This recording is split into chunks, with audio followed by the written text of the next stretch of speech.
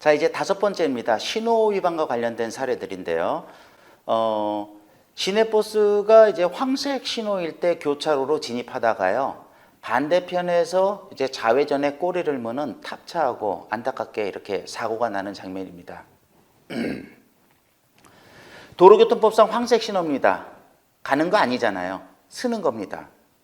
그래서 황색 때 쓰는 것은 뭐 운전하시는 분들이 다 알고 계시는 사항이지만은 실질적으로 실전에서는 황색 신호일 때 꼬리를 무는 경우 많고요. 나까지 가겠다 욕심 피우는 경우 많고요. 또 그런 습관이 자주 들인 분들은 어떻습니까? 아예 적색으로 바뀌어도 더 큰 욕심을 부리다가 더 큰 사고로 연결되는 사례들 많습니다. 특히 신호 위반과 관련돼서는 거의 습관적인 면, 과거의 잘못된 경험과 관련된 부분들이 상당히 운행에 많이 작용되는 것으로 판단이 됩니다. 안타깝게도 이 부분도 마찬가지였죠. 지금 버스가 이미 황색 신호로 바뀌었더라면 충분히 어느 정도 설 수 있는 상황이라고 봤는데 이런 부분에서 이제 탑차를 만나서 사고가 나는 그런 장면입니다. 자, 이번에는요. 분명히 눈으로 봤을 때는 보행자가 없었는데 갑자기 보행자가 튀어져 나오는, 그것도 자전거가 튀어나오는 그런 경우거든요. 지금 차량 신호는 녹색이고요. 버스 기사님께서 차를 몰고 가십니다. 자, 다음 신호등 한번 여러분들 보십시오. 지금 확연한 적색입니다, 지금. 그러면은 다른 사람들 지금 좌측에는 아마 좌회전 차로에 서 있어서 좌회전을 노리고 있지만은 지금 신호등 상에서는 확연한 적색입니다. 이렇게 여러분들 블랙박스 보셨을 때요. 신호등이 적색이나 녹색이나 선명히 안 보이는 경우들이 있어요. 근데 우리나라의 신호등 4개짜리의 순서는 정해져 있거든요. 그래서 여러분들이 화면을 보시기에 맨 좌측이 적색이고요. 그 다음에 두 번째가 황색이고요. 세 번째가 화살표고요. 네 번째가 녹색입니다. 그래서 지금 화면에 보시면은 색깔은 약간 흐리지만은 첫 번째에 불이 들어온 것은 선명하거든요. 그래서 적색입니다. 그러면 당연히 서야 되는데 육안으로 봤을 때는 보행자가 없거든요. 그러니까 욕심을 가진 이 버스 기사님께서 여기를 그냥 지나치기로 결심을 하신 것 같아요. 그런데 이런 나무 사이에서요. 순간적으로 이렇게 자전거가 뛰어듭니다. 그래서 안타깝게 이 자전거하고 사고가 나는 그런 장면입니다. 자, 이번에는 상당히 큰 사고예요. 지금 이 블랙박스 상의 이 버스 기사님께서 좌회전 신호 시에 작정하고 신호 위반을 하는 경우입니다. 직진을 계획하신 것 같아요. 바쁘게 가기 위해서 하는 행동이라고는 봅니다만은 이런 행동은 절대로 있어서는 안 됩니다. 의도적인 신호 위반이라고 보거든요. 지금 보시면은요. 앞에 선행 버스들이 있는 것을 살짝 옆으로 비켜서요. 지금 화면에 여러분들 보십시오. 신호등이 좌회전 신호가 켜졌어요. 첫 번째 신호등에 해당하는 적색이 켜져 있고요. 세 번째 신호등에 해당하는 화살표가 켜져 있습니다. 여기도 보시면 지금 앞선 버스도 직진해서 좌회전 나가고 있죠. 이것도 위반이고요. 그런데 지금 3차로에 서 있는 이 블랙박스에 해당되는 이 버스의 모습입니다. 전방에 좌회전 차량이 아직은 안 나타나거든요. 그럼 욕심 피우고 직진을 하려고 그런 거예요. 그런데 일반적으로 이렇게 좌회전이 켜지면 반대편에도 좌회전 켜지는 신호들이 많지 않습니까? 육안으로 봤을 때는 차가 없는 것 같았지만은 실질적으로 이 버스가 출발할 때 오토바이가 나타납니다. 이렇게. 결국은요, 안타깝게 큰 사고가 납니다. 눈으로 보이는 게 다가 아니죠. 도로에서는 이렇게 순간적으로 차량과 차량이 이렇게 교차되면서 가려지는 부분, 시야가 가려지는 부분에서 튀어나오는 또 다른 위험 요소가 있었을 때 사고는 지금처럼 크게 나는 겁니다.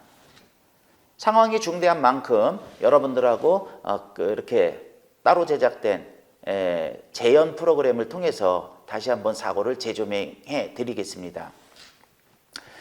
빨간 차가 사고 버스라고 생각을 하시고요. 지금 육안으로 봤을 때 좌회전 신호가 켜져 있는 상태에서요. 직진을 결심합니다. 빨간 버스의 기사님의 입장에서 시야에서는 아무도 없어요. 그러니까 탄력받은 김에 빨리 속도를 내서 빠져나가려고 했는데 반대편에 지금 오토바이 3대가 있죠. 예, 이 부분들도요. 좌회전 신호가 켜졌을 때 좌회전을 나가려고 했을 겁니다. 그런데 욕심 피우고 신호 위반을 하는 이 버스가 출발을 하는 순간에 안 보이죠, 지금처럼. 요게 제가 지금 말씀드린 대로 운행 중에 서로 차와 차가 교차되면서 보이지 않는 사각지대, 즉 시야 가림 현상이라고 볼 수 있어요. 그래서 빨간 버스가 출발할 때에는 별거 아닌 것 같았지만은 실질적으로 오토바이 운전자를 만나고 신호 위반을 한 빨간 이 버스 기사님이 이제 신호 위반의 책임을 지는 이런 사고가 안타깝게 발생한 겁니다. 다음은 이제 그 비보호 좌회전인데요. 아직까지도 많은 분들이 비보호 좌회전에 대해서는 신호 위반이다, 신호 위반이다 이렇게 얘기를 하셔서 요 한 카트를 제가 이제 자료 화면에 넣었는데요. 일단 사고부터 보시고 설명을 드리겠습니다. 비보호 좌회전 구간에서요. 좌회전을 트는 버스하고 반대편에 오는 직진차하고 사고가 납니다. 아주 오래전에요. 비보호 좌회전은 신호위반 사고 처리를 했었어요. 그래서 사고의 책임도 신호위반한 가해자의 책임이 컸고요. 거의 뭐 100%였고요. 그런데 2010년도 8월 10일자로 비보호 좌회전 사고는 신호위반 사고 처리하지 않고 안전운전 의무 불이행 사고 처리를 합니다. 즉 과실도요. 일단 보험회사나 공제의 기준에서 100대 빵은 안 나옵니다. 80대 20을 기본으로 사고 처리가 되고요. 물론 유형에 따라서 이제 과실 비율은 뭐 가감될 수 있지만은 기본 과실은 80대 20에서 출발합니다. 좌회전을 트는 버스가 충분히 반대편에 탄력받고 오는 직진차를 보고도 무리하게 좌회전을 틀어서 지금 같은 사고가 났다고 볼 수 있거든요. 사고 다시 한번 보겠습니다.